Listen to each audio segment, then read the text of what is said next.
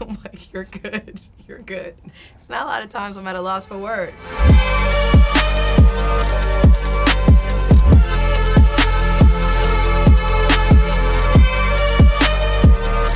What's going on, guys? I'm Speedy, and today I am joined by producer and actor Lala. Lala, look who decided to show up today. What do you mean by that? Thank you what do you so mean much. By that? I just mean that you're such a busy woman these days that just to get you here is such a privilege and an honor. Well, so I'm honored to be here. I'm such a fan, and I'm really proud of everything you're doing. So when I got the call, I was like, of course I want to come hang out. Is that what happened? You said, of course you want to come. So what happened? So wait. Why don't you just say it? Yeah, so the added context is we were actually supposed to shoot this last week. Yes. We came here, we set up the cameras, and we just sat here for hours and hours. That's and absolutely Lala not just true. never showed up. No, that's actually not true. I am the most professional person in the world. I woke up that day with an allergic reaction to something. I was really sick. Are you all right? I'm perfectly fine. Okay. I called my publicist at 8 a.m. that morning, so they got in touch with you early. And there's an and. I sent you a DM because I didn't have your number. And guess what else? What? My publicist, I asked her to get your number, and she was told by your team that you don't give your number out, and you really? couldn't give your number to me. And I was like, what the fuck is going on? What do you mean he can't give his... Haley, is that what you were told? Okay, thank you. I believe you. I would never think you'd lie to me. Yeah, so they said that you wouldn't give your number to me. Well, so then I was like, oh, really? Okay, fine, because that's never happened before. So then I went in your DM, slid in your DM, and I was like, it's early. I just want to apologize. I've never missed an interview. I feel so bad. I'm sick. I have allergies, whatever. And you never read it. You never replied anything. So you now take the crown as the only man in history who has not replied. Well, I don't go on DMs, no, but who has not replied to a DM from me. Listen, if you do go in DMs, this is a judgment-free zone. So like, it's judgment-free, but I'm just saying I don't really do that. Okay. But you never responded to my DM. Let me add my side of the story. Okay. Did you see my DM? I did not see the DM. Okay, so it wasn't like you were... No, I didn't see it. Okay. But here's what I will say. I was actually just teasing about you showing us. Like, Thank you. my team did let me know in the morning Thank you, but can early. you let them know that I'm very professional? I would never just... it was like I a can't, thing. I literally was still coming with like big sunglasses on, and Brittany, my sister, was like, you can't go. You cannot. Like, you look crazy. It was like a bad situation. Well, I appreciate the fact that you still did reach out with ample time. And I don't appreciate the fact that you did not respond to my DM. I'm so sorry. Do you want me to read it now, or do you want me to read it in private? I would like you to open it now. Okay, let's open it. So you could just see how sincere. Don't read the whole thing, but No, maybe I read won't. a couple of things. Let's find your As a matter of Instagram. fact, I would like to read it. La. Yeah. Oh. Oh. I just followed you back. Hold on, here we go. Okay. Mm-hmm. You want to read it? Oh yeah, I would like to read it. And just guys know this is like a long paragraph. It's not even short. No, it I is. said, hey Speedy, it's Lala. I asked my publicist to try to get your number because I wanted to apologize to you for rescheduling today. I have never rescheduled an interview. I went to bed not feeling well, and I woke up and it's been really bad. There was no way I could be on camera like this, but I feel so bad. I hate putting you in that position today and canceling.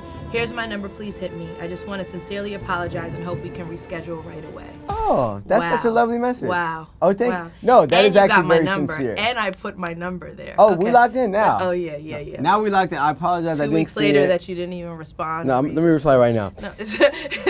Lala, thanks so much for the kind message. Glad we got to reschedule. Oh my God. We'll text you now, so you have my number. Got it. Sent. Okay, thank you. Okay, great. Well, Lala, all jokes aside, though, thank you for being here. I'm glad that you're course. in better health and Yes. whatever was going on. It was just one of those days. Like, I wasn't feeling good. I didn't feel like I looked good. Like, it happens. It's none of our business as long as you're okay. It's all good. That is the most important thing. Thank you. And again, apologies for not hearing you back. But I do take honor in knowing I'm the only man who never responded to your idea. But I did now, so do we have a truce? It's a truce. Truce. Okay. Truce. Well, thank you for being here. Of course. Let's take it back to the beginning of Lala's journey. Born and raised in New York, spent some time in Atlanta. What was like young Lala like? I just love music, and music was just my driving force behind my career. So that's kind of how it started, like working at a radio station, and from there, TV, movies, film, everything. But it really just started with my love for music. And that's come from me being a child. I'm like a hip hop head to like the 10th power. Your pops was a flight attendant. Yes. Did you get to fly for free as a kid? On standby, so you have to wait and see if there was like an open seat, and then if there was, you could get it. But I did fly for free, but a lot of times I wouldn't get on the flight because they would be sold out. You have to wait. You only get on a standby flight if there's an open seat. But yeah, I did. But I don't remember, like, I traveled to see my dad at various times, but I wasn't like traveling like that as a young kid, because when I got the job in LA to be on the radio, I had never been to LA before in my life, so I wasn't like traveling all over. And before you had like the cool jobs of like a radio station or acting on TV shows, you had some odd jobs like Baskin Robbins. How do you know all this stuff? Marshalls. How do you know this? And then Baskin you also Robbins, did like Marshalls, yes. telemarketing as well? Telemarketing, worked at a tattoo shop. Yeah. Like, I did a lot of different, I was always a hustler. Like, I was always trying to get money. So whatever I had to do, 2-3 jobs, whatever it is, I was always down for that. What was telemarketer Lala like? What were you doing? Everybody hung up on me. What were you selling or like trying to do? It was like subscriptions to like cable or something, like renewing your subscriptions. I got cursed out every time they just hang up in your face. Did you ever like, make a sale? Don't fucking call here anymore. And it's just like, all right, I probably made a sale, but I remember being hung up more than anything else. You also went through an era where you like wanted to be a rapper? That too. Wow, you know a lot. Did you ever like write any verses? People wrote verses for me. Okay. I tried here and there, but yeah, I really thought that was gonna be my career. Like, I was like, oh no, I'm gonna be a rapper. Like, this is what I'm gonna do. And then I quickly realized that probably wasn't the best idea, even though I was pretty good at it.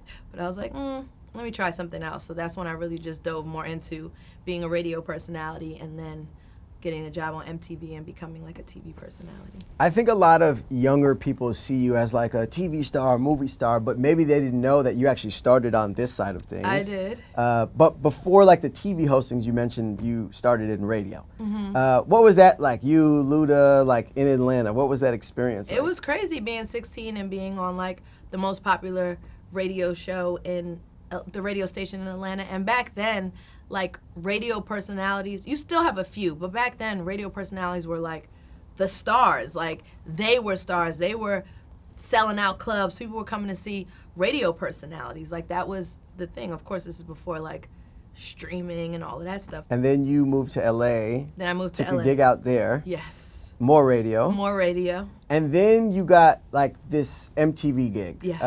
TRL and Direct Effect. Direct what was it called? Effect with DJ Clue. How did you make the transition, or what was the transition like from radio to like being on television? How'd you get it, and what was it like? When I was on the radio in LA, still a teenager on the radio, and then I remember walking in and the receptionist was like, somebody from MTV called and said for you to call them. And I'm like, MTV? So I called back and they're like, we want to bring you in for like an audition because we're working on a new show. I was like, all right, like, I thought it was really cool because at that time, MTV was doing those like worldwide searches of like who wants to be a VJ, and like everybody was trying to do that. So I was like, they want to interview me? That's crazy. So I interviewed and they were like, oh, you know, you got charisma, you're cool, like you're everything we want, you know, we'll get back to you. And then they called me and was like, we want you to move to New York and be, you know, a VJ on MTV. And I was like, this is crazy. Like, this is actually crazy. And then I just left and moved to New York and started at Direct Effect with Clue. It was like more of the hip hop stuff.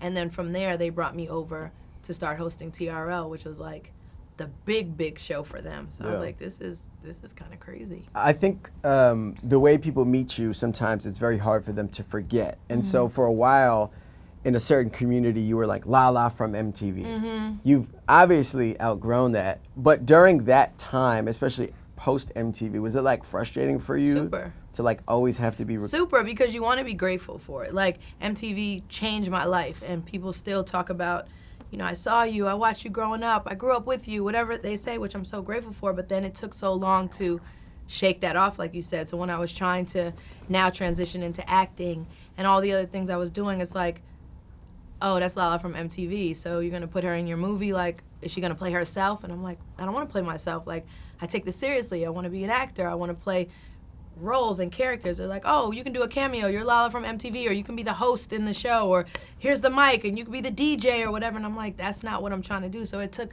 a lot of hard work and a long time to kind of get out of that. I think acting is like one of the hardest things possible. Mm-hmm. It is incredibly difficult to like fully take on and immerse yourself in a life of someone else and like emulate that.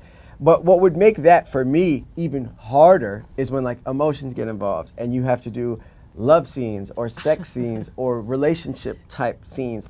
How much more difficult is that for you as an actress, or is it kind of like second nature and just like a part of the No, doing job? a sex scene is never going to be second nature when it's cameras and people just staring at you and you're so vulnerable and you're just like, this feels weird. But the great thing about being on set, you have like what's called an intimacy coordinator. There's someone there to make sure everything, you feel comfortable, everything is good. And what people don't, like people, I get asked all the time, they're like, oh, so are they really fucking? And I'm like, what do you guys think? Like, you really believe there's just a bed and people just going at it and they're just recording? Like, this is not a porno. This is scripted television. Like, no, they're not really fucking. Like, what are you talking about? But that means you're doing a good job if people believe that you're actually fucking on there.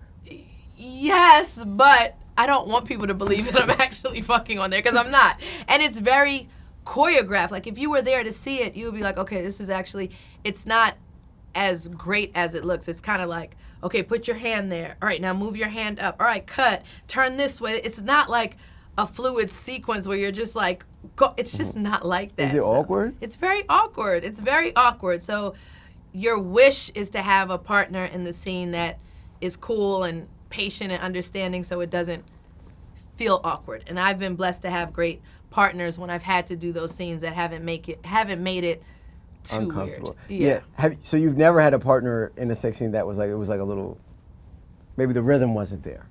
No, I haven't had that. I haven't had that. In the beginning of Power, when Joe and I, who played Tommy, like we were both just, it was new for us. We were nervous wrecks and like, what are we supposed to do here? Like, I remember we were about to, I don't even know if he remembers this, we were about to do a scene and like his hands were shaking and I was like, you gotta calm down because you're making me nervous right now. And we just got through it and then you just kind of, I don't know, you just kind of do it. But it never gets to the point where you're coming in working, you're like, oh, I'm doing a sex scene today. This is great. This is easy. Like, no, it's never like that. I will say this. I think that in a lot of your shows, it's like we've seen like intimate scenes. Well, you know? the thing is that, and people do say that. So here's what I say about that. In a lot of the shows I've been on, my character has been in relationships with various people. So when you're in a relationship with someone, you usually have sex with that person. So when they're like, oh, she's on these shows and she's doing these sex scenes, well, most of the shows I'm in a relationship with someone. So at some point, there's gonna be a sex scene. Like, that's just how it goes. And I'm on cable. I'm not like, I'm on premium cable where they want sex scenes. They want, you know, they want that for viewership or ratings or whatever it is. So it's like when I hear that, I'm just kind of like, so these people in a relationship, but they just never have sex. Like, it's not realistic. Yeah. And I'm not the writers either. Like, if that's what they're writing and they're like, you got to do this, when you sign up for these shows, you have to fill out like paperwork that says you're fine with that, you're fine with nudity, you're fine with whatever. So you know what you're stepping into and you know it could come at any time. For sure. Your son, Cayenne, Yes. he says that if you really want to find a man, you have to stop looking for men with dark Caesars and baldies. Is that like a type of yours? Like, why does he say that? Well, I was just talking to Cayenne on the way in here. He told me to tell you hi Tell him because I said I what just up. was on FaceTime with him. I don't know why he said that. I don't know why. I don't know what made him say that, but that's his philosophy, that it shouldn't be that it should be a certain haircut, and he's explained to me what the haircut should look like, so I don't know where he got that from. Is he saying that you've in the past dated men with baldies? No, because he and dark hasn't Caesars? been around anyone I've dated or seen anyone I've dated in the So he past. just like He's came just up- coming up with his own thing, and he's just like, I think he thinks probably at my age that's what women are looking for. Oh, I And see, he's I saying see. like, no, Ma, you got to be looking for this. Gotcha. Yeah. Gotcha. What do you think you are looking for? Like, what's the? You're good. What's the? You're good. What's the? I like how you say it with just such a straight face. You're good. I'm just a curious guy. I'm like, you're good. You're good. It's not a lot of times I'm at a loss for words.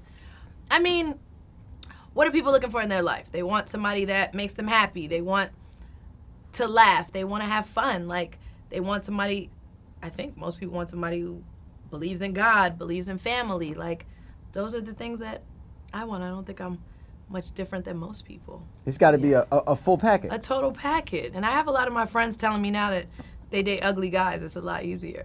I've heard that. I've heard that. That's what I'm saying. I've heard that. So, I don't know. Any interest in? I haven't tried that, but I'm saying But open to it. I don't know if I'm open to that, but I have heard that.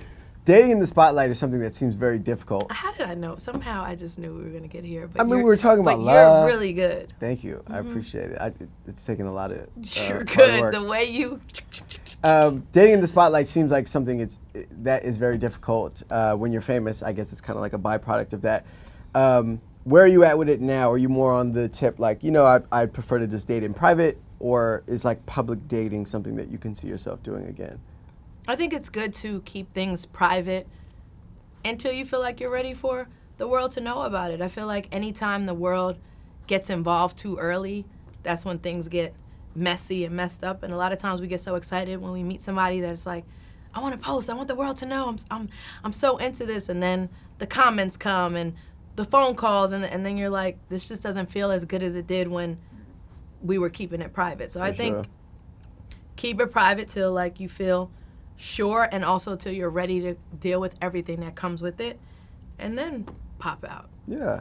I mean, love is always just like, were you about to say something? I was just gonna say, I don't pop out. Like, I don't, that's not something I've done, like posting and everything like that, just because you just want to be careful. I feel like there's a lot of miserable people in the world. Everybody doesn't want to see you happy, and I feel like it's just something that happens sometimes where it's like, I don't know, it just gets weird. I like to say I think love is always just like an arm's reach away. And one scroll on your TikTok account, we just saw you pulling a man. Oh my God, you are too good. Just pulling a man into a frame, and he never made it into the shot. Who was it? So sometimes it's nice to tease certain things. So sometimes it's nice to just a little peek, but not too much. Like, that's good too. Right, just an arm. Just an arm, just maybe like a hand holding a menu, like at the restaurant kind of vibe. Yeah, something like that. You know, the younger kids, they call it a soft launch. Is that what they call it? It's like a soft launch. Okay. The hard launch is when it's like a full on. Full on, like, but just a we're little here. like soft launch. Okay. What was it, a big soft launch day for you guys? It seemed exciting. It was exciting to watch. It's fun.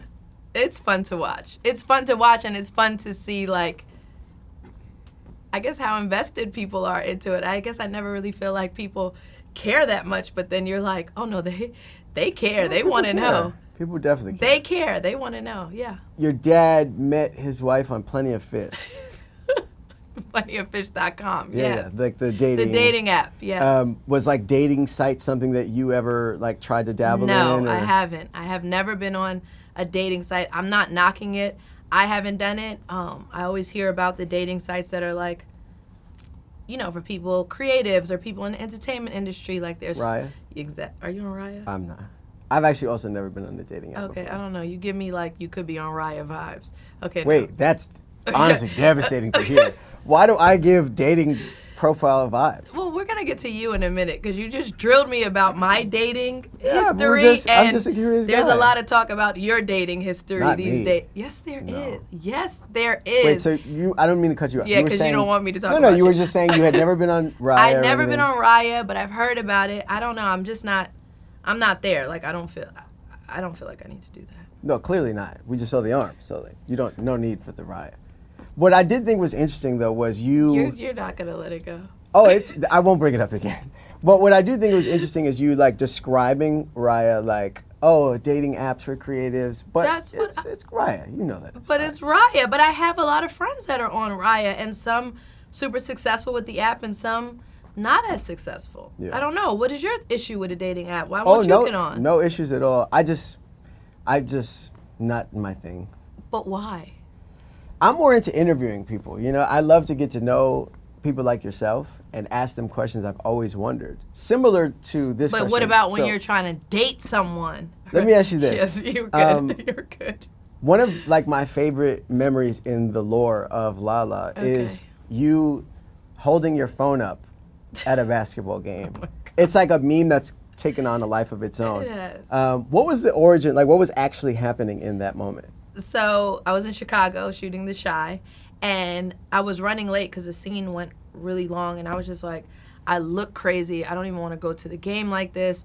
But Mello was playing, and I was like, I got to at least go support, even if I get there at halftime or something like that. But in my mind, I kept saying, like, it's just a crazy thing how life works. I remember saying to myself, like, I hope nobody sees me. Like, I look crazy. My hair was, like, not even brushed. And I'm just like, I just want to go really quick. And I was like, I'm just going to go in and out. And, of course, that's the day. It just goes. So Cayenne FaceTimed me. And Cayenne was like, Mom. Your son, Cayenne. My son, Cayenne. So Cayenne was like, Mom, can I see if you get Dad's attention and show him that. So I'm, like, doing like this. But I think I'm, like, looking around at the same time. And next thing you know, everyone's album cover, everything is on like that phone, which was crazy. No, it's a true moment in like social media history. It is a very iconic It meme. is.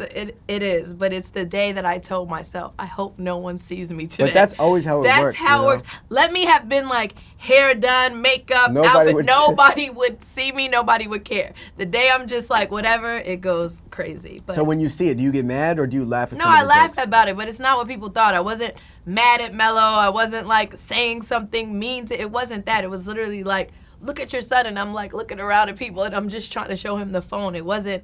There was no like crazy backstory to it. It's funnier to imagine that there was a crazier backstory. Of course it is, but isn't that in everything? Yeah. Of course. That's just the internet. You That's know? the internet. So I'm gonna act like I don't know the truth anymore. I'm gonna just go back to thinking like you were mad or something. Well, you have my number now because I DM'd you and you didn't write me back. So if you have questions about what's true or not, you can. Yeah, I'll just shoot you a text. Or reply to my DM. No, done. Done. A quick Google search says that your net worth is $30 million. Is that a lot? accurate? Is that considered a lot? I think so. Okay. Why? Do you feel it's? I don't know anymore. Like you hear so many numbers. I'm just like, do people think like that's a lot? I don't know. No, for sure. Oh, like the masses would look at that and be like, "Oh shit." They're like, 30 "That's million." crazy." Yeah. Okay. Just probably some of the people I know would be like. Yeah, I mean it's your like bottom of the your pack. circle. They'd be like, "You're the lowest one." Yeah, you got people with B's in that phone. So what are you asking? Am I really worth? Is that accurate? I don't think it's not spot on, but it's also not like Far. ridiculously off either. What does it feel like to be in a financial state like you are? You know, To have that. yeah, to be able to just buy what you like and live comfortably, like especially from the origins that you can. I mean, it's a great feeling. Like, money doesn't solve everything, but it makes life easier in some ways, you know? And for me, it's also being able to take care of, like, my family and the people I care about. That's the greatest joy and what means the most to me out of being financially secure. But in this industry and what we do, you always got to stay one step ahead. You always got to figure out what's next. Like, you can never get complacent because just as quick as it comes, it can go. Like, once one show wraps, it's like, okay, what's next? Mm-hmm. It's constant. It's never like you're in a state of just like, I'm good. I don't have to like ever do anything. At least I don't feel like that. You say money isn't everything. Do you think that money can make someone happier?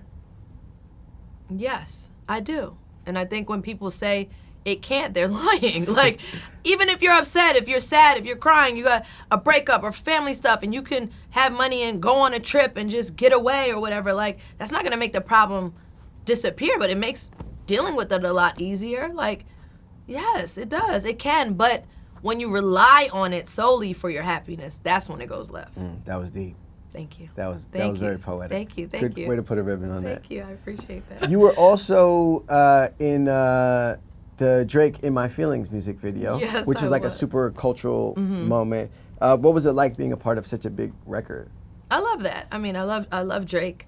I'm a huge Drake fan, and he's a great friend. And I was like, yeah, this is cool. Like, Kiki, do you love me? Like, that was a big deal back then. So and he was like, do you want to play Kiki in the video? I'm like, hell yeah. Like, why wouldn't I? And we had so much fun, like, shooting that in New Orleans, and people still talk about that video. Last I checked, I haven't checked in a while, but I was like, I don't remember the number, but it was something crazy. I was like, this video has like I don't know, it was like 400 million, something crazy. Yeah, yeah. And I was like, It's very this successful. This is wild. It might be more than that. I don't know how many, but I was like, this is wild. But to be a part of it was cool. So. Was it Yeah. just an ask out of the blue? Like he just hit you randomly? Like, hey, No, you we're wanna be in friends. this? So he was just Oh, like, okay, this is that song. And I had been saying like, I wanted to do a video, but I wanted it to mean something. Like if I'm being in a video, I want it to mean something or be acting in a video, not just kind of like standing there or whatever. So I was like, he was like, I think I got something for you. I was like, what is it? And I was like, oh no, this is good. Like, Yeah, no, it was great. Yeah, it was I loved good. it, and It you was killed good. it. So congratulations. Thank you. Lala, I do want to address the fact that this is actually the first ever episode of this show that we're shooting in this studio. Really? For many, many years, Complex's office was in Times Square. Okay. Many iconic moments happened there. I've been there. But we closed the door on that chapter. And this is a new space. Episode 1.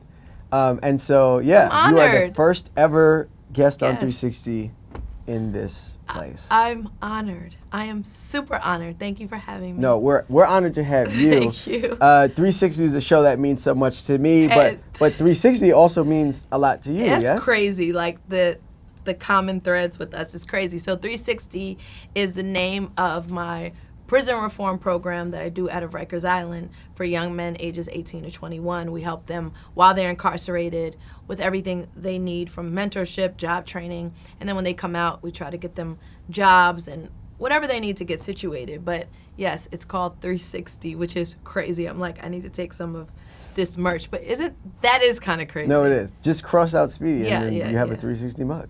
That's crazy. But I'm super passionate about 360 and the prison reform Thank work you for we being do. so passionate about my show. Yeah, that too. Super passionate. And just helping people. So it's great. 360 means a lot to me. Well, listen, you've been great. Thank you so much you. for showing up today. Of Appreciate you being course. here because Don't start. And No, I'm glad we worked out our little. No, me too. We got past it. Okay, Because I'm we glad. started off on the wrong foot. Yeah, we but started here we a are little now. rocky, but we're good. We're better than ever. Yes. And I'm excited to see everything that comes Thank from your you. corner next. Thank you. Thank you so much. All Lala. right, thank you. Appreciate you. Okay.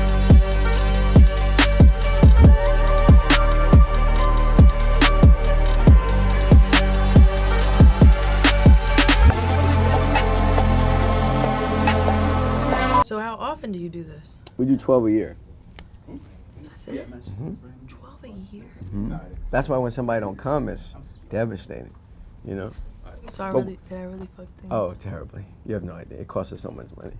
But yeah, for sure. Because everybody still had to get paid, you know? Oh my God. Haley, you didn't say that. Well, you have a net worth of $30 million, so there's nothing for you to write a check, right?